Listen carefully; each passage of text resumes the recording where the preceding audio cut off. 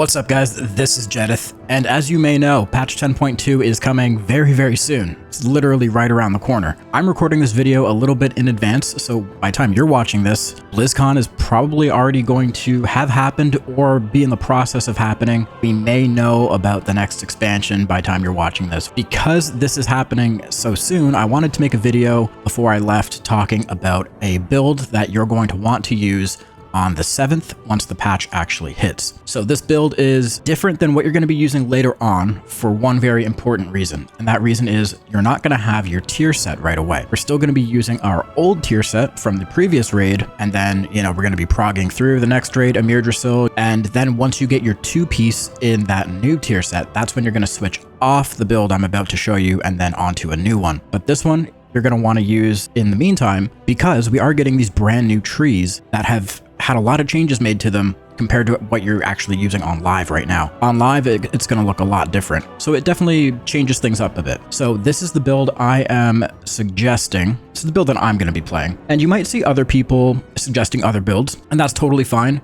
We've done a lot of simming over the past week or so, and truthfully, a lot of them are super close to each other. They're like 0.5% away, maybe 1%. I decided I want to play something like this for a few reasons. One reason is it's a little similar to what you might be playing later on. You'll see this build is using the talent of Fire Inside. It's using Rage Fire. It's using all the Immolation Aura stuff because we have a Fire Inside, right? It only makes sense. We're using Inertia. So this is good to start getting used to it, start wrapping your head around how this talent works and how you're going to incorporate it into your rotation. Why not start now, right? You're going to be using it later, just do it now. You'll also notice there's no Cycle of Hatred or Shattered Destiny. Again, this is something we're going to be doing later, but I decided to go for it now. Just get rid of it, get rid of Cycle, get rid of Shattered Destiny, and those points have gone into, just kind of solidifying the whole Immolation Aura, chaos damage, mastery type of thing, right? So you're getting 2 points into Chaotic Disposition, you're getting Any Means Necessary,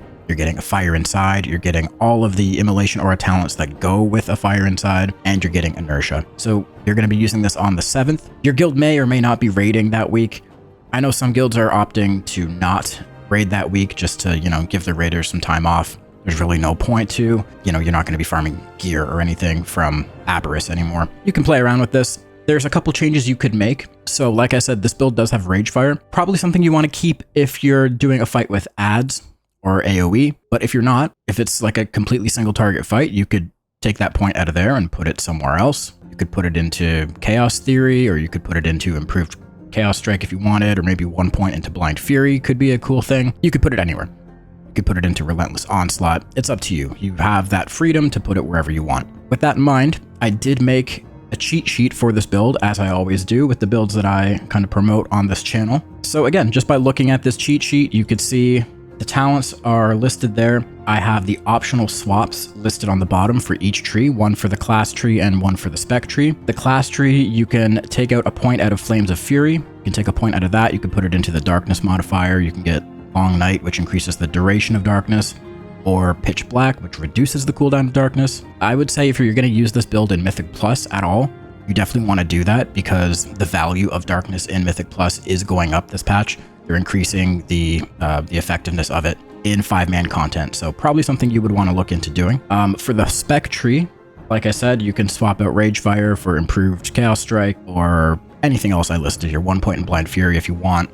It's up to you. With that being said, the rotation is kind of laid out in the middle. It's super simple.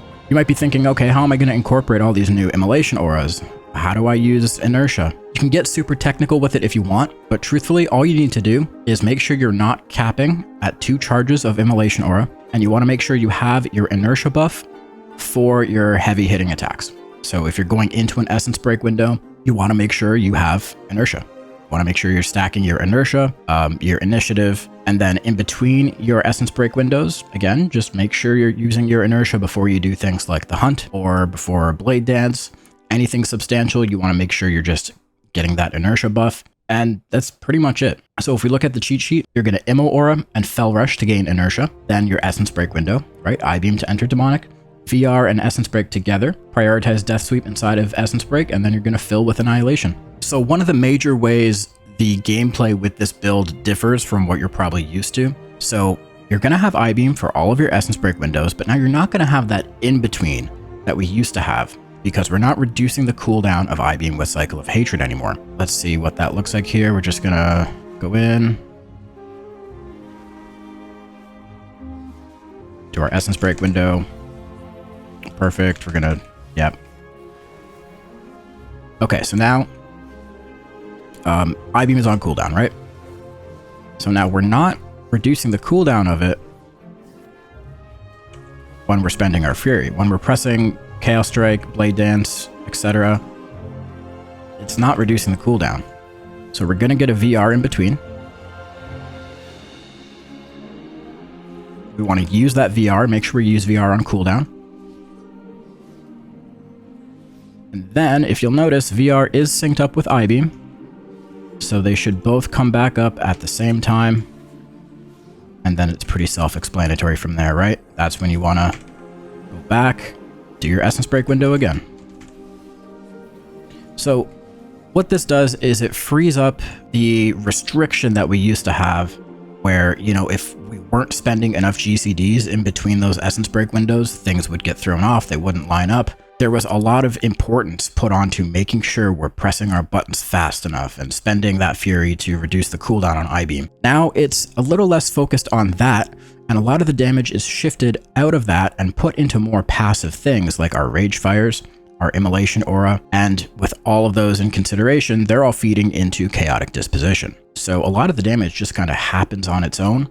As long as you're in there doing the right things, right? Spending your I-beams inside of your demonic windows, make sure you're doing your Essence Break window, Death Sweeping, Annihilation, making sure you're not capping on 2 charges of Immolation Aura. And aside from that, you're actually pressing Fellblade now, and you're actually using Sigil of Flame because we're not getting Fury from Isolated Prey anymore, right? We used to get Fury when we would Fell Rush, when we had Isolated Prey on one target, we'd get Fury for that. And that made us not need to press Immolation Aura and Fellblade. Obviously, that's not the case anymore. They fixed that, and we have so many Immolation Auras happening right now. We want to be spending them, want to be pressing Fellblade, and they buffed Sigil of Flame to do a lot more damage, and it's practically a proper part of our rotation now. So especially in AoE, if you're using this in AoE, you want to be pressing Sigil of Flame probably on cooldown. So the opener doesn't really change at all. Again, what you want to do is you want to be throwing down your Sigil of Flame pre-pull. You're going to use Immolation Aura, spend it. If you get a proc on that first Immolation Aura, you want to spend it again. If you got the proc on the first cast of it, you'd be sitting at 2 charges again, right?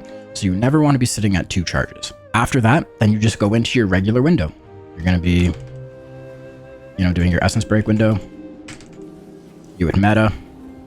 Same thing, get 2 Death Sweeps inside. Spend your Immolation Auras, I-beam, etc. You also want to make sure that you're using the Hunt on cooldown if you can, and fitting it into initiative windows or inertia. Oh, also, when the 7th rolls around and you log into the server, make sure you put Fell Eruption on your bar, because we have that ability again. You might forget about it because it's not in your talent trees, it's not in the class tree, it's not in the spec tree.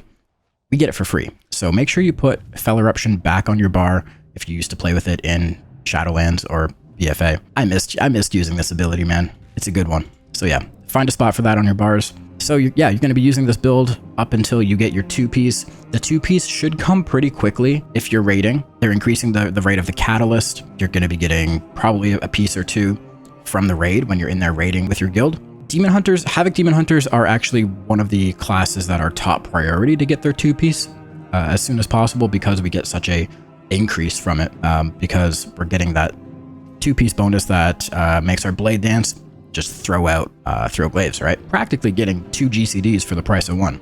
It's pretty good. So yeah, it increases our damage by quite a bit. So we are high priority to get our 2-piece. So hopefully it doesn't take you too long to get 2-piece, but in the meantime, this is what I'm going to be running. You can run with this too, or you can run with any of the other builds other people are suggesting. There are other builds out there that are essentially just, you know, identical to what you're using on live right now before the patch. So, you know, you're getting your Essence Break, Cycle of Hatred, Shattered Destiny. None of the Fire Inside stuff, probably not taking Rage Fire. It's the same stuff, except you're just throwing in AMN with it. And that's totally fine. You could play that too, but I figured, why not play with the new stuff? right? We have these new shiny talents. Let's use them. That's just the way I look at it. So yeah, cheat sheet for this will be in my Discord. There will also be some other cheat sheets that I've never put out before. This is something new for me. I'm putting out some vengeance cheat sheets. Those are going to be available first on my Patreon. So if you're not part of the Patreon, you can go over there, check it out. I made these vengeance cheat sheets with the help of the mods and theory crafters over in the Fellhammer Discord. So it's been checked. It's been given the stamp of approval that everything is correct. So if you want to get those cheat sheets, head over to the Patreon, check them out. Thanks for watching, guys, and I'll catch you after BlizzCon. Peace.